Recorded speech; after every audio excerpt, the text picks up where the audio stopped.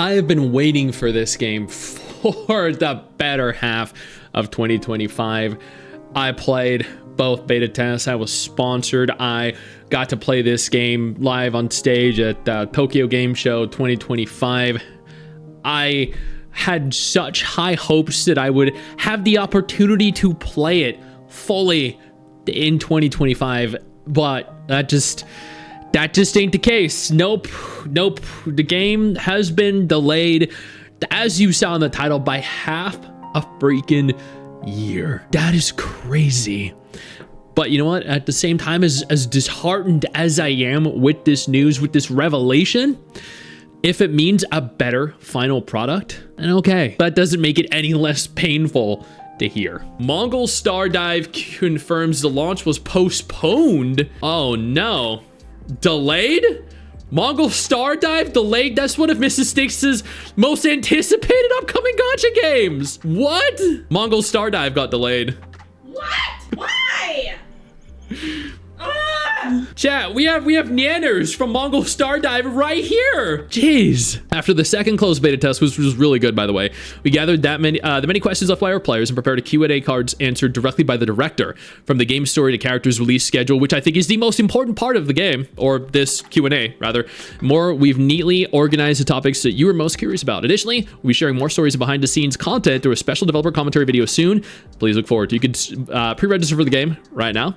Once again, chat, Mrs. and I had a ton of fun in the beta test for it. We appreciated the sponsored stuff we got to do at Tokyo Game Show. We had the opportunity to be sponsored at Gamescom, but we just couldn't make it. A friend of ours, however, Brand Online did, and I believe he had a lot of fun there too. He actually got us he got us a little Nanners like toy figurine thing from the event, which was really cool because Nanners is Mrs. Stix's favorite character from the game. How is the game's story being developed? We're developing the story so that each character's charm shines even more within it. In addition, we're preparing connection quests to showcase interesting stories about featured characters so players can get to know them better, which sounds good to me. Yeah, more character depth is important in gacha games, 100%. How will the role of Monsterlings continue to expand? Through this test, many of you provided feedback that the role of Monsterlings were somewhat limited. In response, we're exploring various ways to allow our Monsterlings to accompany you beyond the battlefield, as pets or through other means. We'll do our best to provide a richer experience. I mean, yeah, flesh out the monsters. They're going to be a core part of it. You capture monsters and use them like you would in Pokemon. Well, I mean, not like in Pokemon, but they're creatures that you capture and then can use. So they definitely need to be fleshed out a little more and diversified. Can you tell us more about the newly revealed region, Naksan? I think that is the Korean-inspired area. Is a concept our development team has been preparing for a long time. We want to showcase a region that characters like Mina and Narae call home. In addition to Naksan, we'll have more regions planned, which will showcase various cultures and eras, which is really cool. I think it was the Neko girls, right?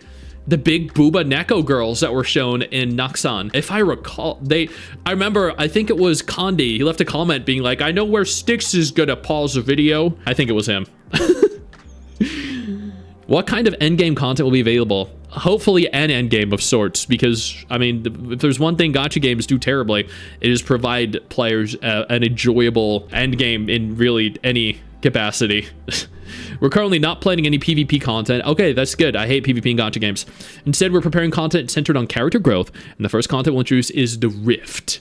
We need to provide an experience where you can meet various monsters in random maps. Random, does that mean like randomly generated, like procedurally generated maps?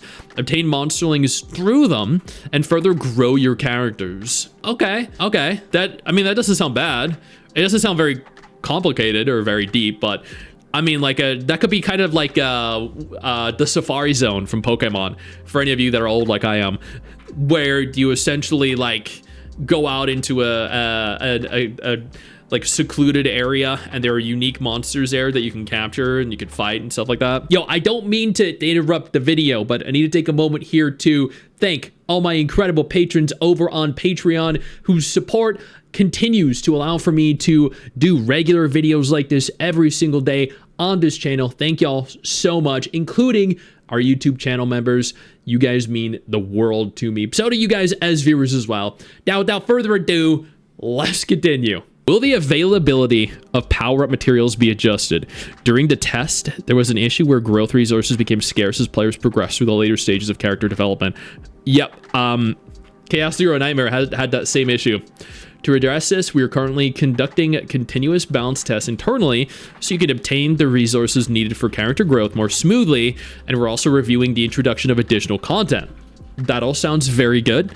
Make the game easier to grind, make resources and materials easier to grind, because at the end of the day, the reason I like Nikkei, the reason I like Arknights, the reason I like Wuwa, I can get in and grind for everything I need in 5-10 minutes a day and then get out.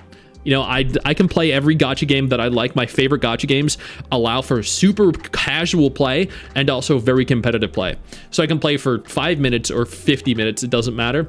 I'm going to be able to farm as much as I want in that small time frame and play as much as I want in a much larger time frame. I played the Endgame during the closed beta, and the grind on gear was ridiculous. Even the stats on gear was stupid. So I do hope they make necessary adjustments to that then. How will character acquisition work? Please, not gacha! Please, God, not gacha, not gacha, not gacha. Characters will be attainable through a probability-based system based on appearance rates.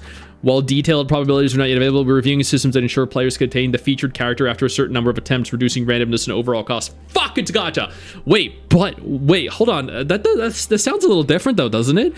While detailed probabilities are not yet available, we're reviewing systems that ensure players can obtain the featured character after a certain number of attempts. Is that providing like a low pity or a guarantee? Reducing randomness. So I think they might be adding in a guarantee. I think that might mean that they're adding a guarantee in, could obtain the featured character after a certain number of attempts that ensure players can obtain the featured character. So that could be a 50-50 guarantee at, like, you know, 180 like Genshin has, or 160 like Wa has, but it also might be a guarantee at like 120 like Arknights Enfield has. It's pity. It could be pity. It could be pity, or it could be a guarantee. So chat, I actually held this poll just yesterday, going over what people would prefer. I said, what do you prefer? 50-50 at 80 polls, or no 50-50, but a 100% guarantee at 120 polls? Out of 10,000 votes, 81% of the people voted they would be happy not having a 50-50, but instead having a guarantee at 120. That is a lot of people. 10,000, over 10,000. And 81% voted a guarantee at 120 with no 50-50 would be preferable. So that might be what they're going for here. Unfortunately, we're not going to know, but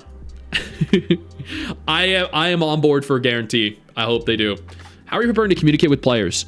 Hopefully through social media. To facilitate smooth communication with you, we're setting up dedicated broadcast rooms inside the development office. Currently, we're focusing on development to reflect game feedback. Once everything is ready, we look forward to meeting you more often through various channels. Okay.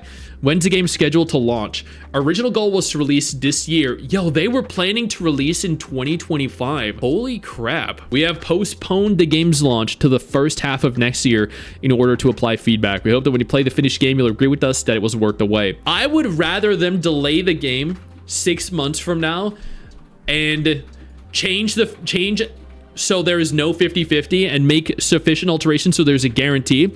I would prefer them to flesh out the story, flesh out the characters, and provide more actual gameplay content than have them release the game in December and it be a half-assed game with barely any features that nobody really enjoys. So I'm fine. I'm fine with the delay, because you know what they say, right? A delayed game will eventually be good, but a rushed, half-assed piece of shit game released and rushed in the short term is going to be forever bad until ultimately the gacha ends up shutting down 3 months later because everyone hated it, they made no money, and it was forced to end of service. That's what they say. Yep, Gandhi said that. Gandhi said that in 2024. Yep, he was at the Game Awards. That's what he said live. Yep, can confirm. Can't confirm. I was there. I know you think that you just hit the end of the video, and technically, yeah, you have. And I know your first reaction is to close out of it at this juncture, but don't. No, instead, I urge you to take a moment here and click one of the videos on screen that are coming up in just a moment so you remain up to date with everything going on in the gacha genre. Trust me, you are not going to regret doing so. Stay flaccid.